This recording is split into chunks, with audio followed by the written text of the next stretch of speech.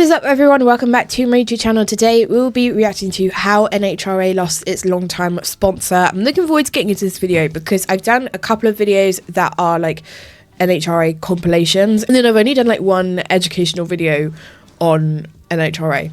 And I did find that really interesting, and I have said in all of the compilation videos that I've done that I want to know more about the sport. So I am looking forward to getting into this video, as I know one of you requested it. So I'm just going to shut up and we'll get straight into it. Title sponsors are nothing new to the world of auto racing. Ever since it began, companies were quick to try and attach their brand to the biggest names in the sport. Yeah. Some names stayed for a few seasons before fading into obscurity, while others stood the test of time and can define an entire generation of racing for its fans. One corporation was already well into their legacy, until a moment during the height of the pandemic tainted that legacy and brought it to shame, leaving the deal with millions of unpaid sponsorship dollars and a series left without a title sponsor.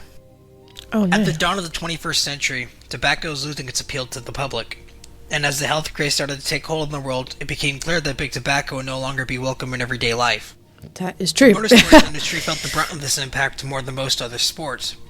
Kart teams lost $1 million in sponsors. Yeah. NASCAR teams had to abandon brands like Camel and Skull. They were literally painted on all of the cars. And in the NHRA, it was no different.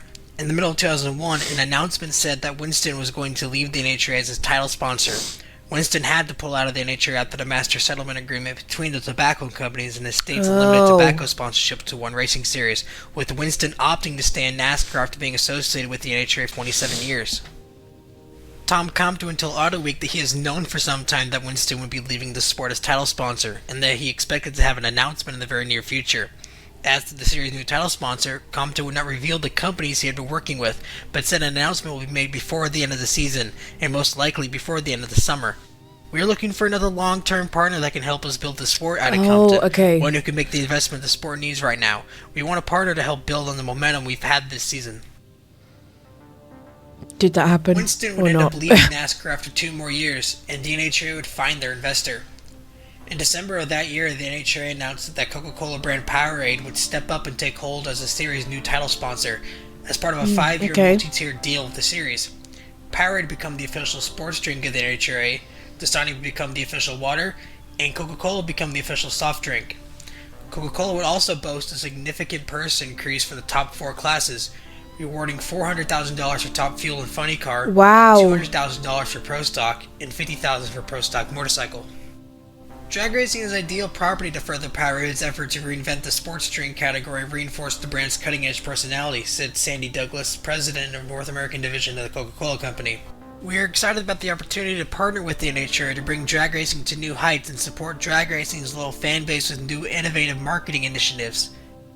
Besides marketing promotional support on both a national and local level, Powerade will provide advertising support both during NHRA's 23 national event shows exclusively broadcast on ESPN and ESPN2, and within other shows and programs on a variety of networks. Alright. The relationship between the two would start off strong. Around this time, the NHRA began to hit its peak of popularity in the 2000s boom.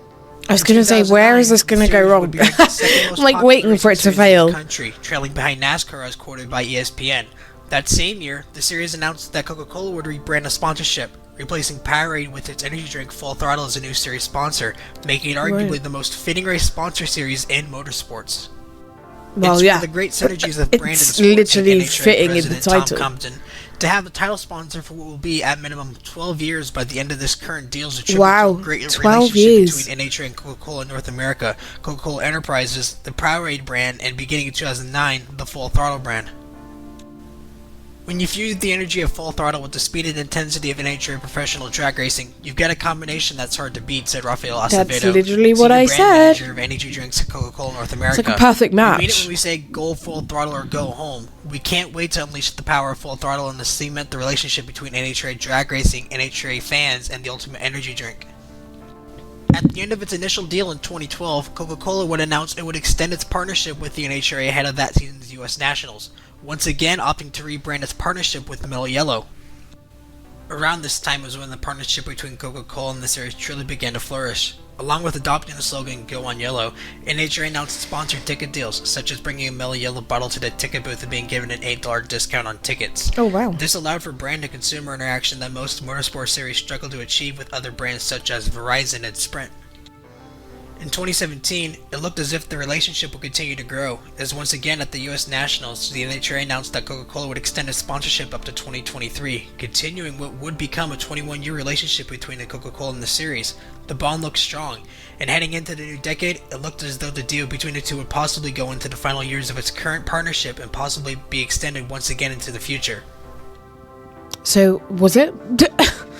Again, what went wrong? Everything changed. Oh. We all know what happened. Yeah. We were sent home. We were stuck inside. Sports and racing events were either postponed or canceled outright as we waited for the day when we could hope to go back to normal. NHRA is not spared from this either. In March, the sanctioning body announced its first wave of postponements as they waited to see how the early stages of the pandemic played out. March turned to April. April turned to July. Then in September, things began to hit the fan. Oh no. On September 22nd, you're telling me that it was because of COVID? Announced that they would be suing That's so the now depressing. former sponsor Coca-Cola, who had informed the NHRA they would be backing out of their contract and cease sponsorship after allegedly missing a $2.86 million payment back in May as part of the 6-year agreement, which That's was a worth huge payment $5.72 missed. million a year. The NHRA claimed that Coca-Cola looked to seize on a global tragedy as a pretext to claim a breach and terminate the sponsorship, despite neither the contract nor the law allowing them to do so. When the pandemic struck, our entire racing family focused on everyone's health and safety. On the pro side, we continued to work closely with our series sponsor, Coca-Cola, and their Middle Yellow brand, even though they decided to withhold a payment from us during the pandemic. They worked with us, and all the systems were to go for their sponsorship to continue as Oh, wow, contracted okay. through the end of 2023. Recently, Coca-Cola had a change of heart and told us they would walk away from their agreement to sponsor our professional series, not at the end of 23 as promised in their agreement, but now, after being with us since 2002. We're deeply disappointed. Yeah, that's that kind of sad. position. If they've been with you for so long and then they just NHRA has always treated our end sponsors it as part of our family. Family sticks sourly. together when times get tough. But it seems the Coca-Cola company is using the pandemic as an opportunity to break their promise. We can't let that stand. We owe it to everyone who makes the NHRA so excellent. All our employees, teams, tracks, fans, partners, and sponsors to hold Coca-Cola to its promises. Not a lot of updates will be shared about the lawsuit. A day after Racer reported the story, Coca-Cola responded saying the claims were unfounded, and they looked to defend themselves in Central District Court of California. Wow. On September 21st, the complaint was filed in court. The trial wasn't covered by most media outlets, but there are still some very interesting details revealed about the fallout between the two that wasn't known previously. It turns out Coca-Cola informed the NHRA back in September of 2019 that they decided they were not going to extend their sponsorship contract that was supposed to expire in December of 2023. Coca-Cola offered to allow the NHRA to enter discussions with potential sponsors that would want to take over as the new title sponsor for the series. Coca-Cola wouldn't consider a breach of contract and that it is open to an early termination of the contract if the new company wanted to start before the 2023 deadline. Oh, The reason right, for not okay. wanting So to they're renew the trying to contract, get another sponsor. Coca-Cola's in. explanation they gave the NHRA Trying to find a was grey change area, business basically. strategy. Following the missed $2.8 million payment in May, Coca-Cola would write a message to the NHRA regarding their ongoing relationship, stating, "While the impacts of COVID-19 are unique for each property, as a company we have internally aligned on certain principles that will guide how we work together to address these impacts. Specifically, we will not ask for any money back for 2020. Instead, we will hold future payments or reconcile against future payments in order to recover lost value. Additionally, we're not looking for or are able to accept make goods to compensate for lost value. I We mean, appreciate everything that you and the entire NHRA team are doing to manage through the unique challenges to your business brought on by this pandemic, and are confident that the decisions you are making are in the best interest of the NHRA. Similarly, we too are trying to manage our business through these unprecedented times, which includes having these tough conversations because it's the right thing to do." I understand. I can, even though it's like ending, this partnership is ending sourly, I can understand where both sides are coming from because everybody was impacted during COVID. So as much as like NHRA has lost their sponsor and that was one of the things that impacted them, I can understand why Coca-Cola decided to come out of it because they're trying to like save money elsewhere. The amount of businesses that like fell through during COVID, it's understandable why they were trying to come out of this partnership so that they can make money up elsewhere. I mean, it makes sense. So I can't really sit here and be like, yeah, fuck you, Coca-Cola, or like, fuck you, NHRA, because They both have valid points. Coke also proposed fee reductions of $520,000 for lost value due to the postponed or canceled events, and a further reduction of $293,636 on top of that. The proposal also called for a reduction of $1 million from the money they agreed to spend to promote the NHRA, Whoa. even though they still owed $2.8 million for May. However, on August 5th of 2020, Cameron Tyler of Coca-Cola told Peter Clifford that Coke intended to walk away from its agreement altogether and leave over $20 million of unpaid money left on their contract. Okay, that's Peter a Clifford lot, responded to actually. Cameron, stating Coca-Cola had previously indicated it would allow our agreement to expire at the end of 2023, and that if NHRA could find a replacement, Coca-Cola preferred to exit sooner. Now it appears that you are trying to seize on the pandemic to justify a unilateral exit. Yeah, that, I mean, it does going to state, look like we that. expect a company with Coca-Cola's values to wholeheartedly support NHRA's actions to protect people in response to a pandemic, such as canceling or postponing events based on government and public health guidance and the safety of our community. We are shocked that you are now trying to cast our responsible and necessary actions as a breach and to use the pandemic to turn an 18-year relationship with 3 more contracted years upside down. Coke would respond to this by sending a notice of material breach of sponsorship agreement, which then led to the story we saw in September. That would be the most interesting thing to happen with that case. There would be months of worth of notices, motions, and withdrawals of counsel, leading to a notice of settlement filed in December of that same year. Both parties would agree to pay their own legal fees, and that would be the only part of the plea deal that we would know. The rest of the deal likely hidden behind a non-disclosure agreement, which means the ending of this story might never see the light of day. Oh wow, so it hasn't closed then. Court over losing its longtime sponsor, they would end up finding the saving grace that kept the series running through the pandemic. As fast as the news broke of the NHRA's lawsuit in California, Cameron CEO Marcus Lemonis went to Twitter and voiced his interest in picking up the pieces and taking over as the series' title sponsor, stating, "We at Cameron aren't scared of our commitment to racing." Lemonis stated to Competition Plus that he had never been to any drag race prior to sponsoring the series. While it's unclear how long the agreement between the two is going to last, Lemonis said that it would go well beyond 2021 and that he wanted to sign a contract that wasn't on a one-year basis, but allowed them to sit down and discuss it after 3 or 4 years if it didn't work out. So while it may not be known how long Cameron and Lemonis will be staying in NHRA, and that they might not do much to promote the series or have any sort of midway exhibit for their company, it still can't be understated what Lemonis and Cameron has done. Cameron jumped in headfirst into a multi-million-dollar sponsorship deal immediately after the NHRA lost its largest source of funding.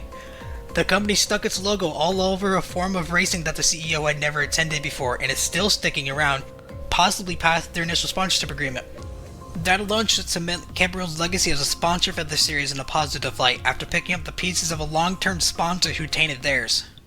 Yeah, like, wow. Thanks for watching. They watching just jumped in. I appreciate it. Well, that is nuts. I didn't know any of that. I mean, like, because I've only watched compilation videos of NHRA, so I don't know anything actually about, like, the sport. So finding out that they had this long relationship with Coca-Cola and then it just, like, simmered out because, like, during COVID and everything. I don't really know what my opinion is on it. I mean, there's, like, both stories are valid, so I don't really want to sit here and be like, I don't know, Coca-Cola was in the wrong or NHRA was being a bit harsh. I don't think either of those. I mean, I literally only watched one video on it, so I can't really form an opinion, but that is crazy how they just, like, walked away, though. Especially if you've had, like, such a long partnership with somebody, you wouldn't really want to end it on a bad note, but I guess maybe Coca-Cola was trying to do anything they could to stay afloat in other areas, like any other business during COVID, so I don't know. But that is crazy. And then how they instantly, NHRA had a sponsor that just jumped in straight away and has been with them since. And I think he said there that the case isn't closed, so I don't know what's going to happen with that, or where it's at now. I might have to Google it and have a look, actually. But that was a really good video, though. I understand why you guys wanted me to watch that video now. So thank you to the people who requested this video. And with that being said, if you have any other videos that you'd like me to react to, drop them in the comments and welcome away to everybody's suggestions at the moment. If you did want to check out any of my other socials or become a Patreon member and get early access to videos like this or top priority of your suggestions, then you can do all of that down below. But I hope you enjoyed today's reaction and I will catch you next time for the next one. Bye.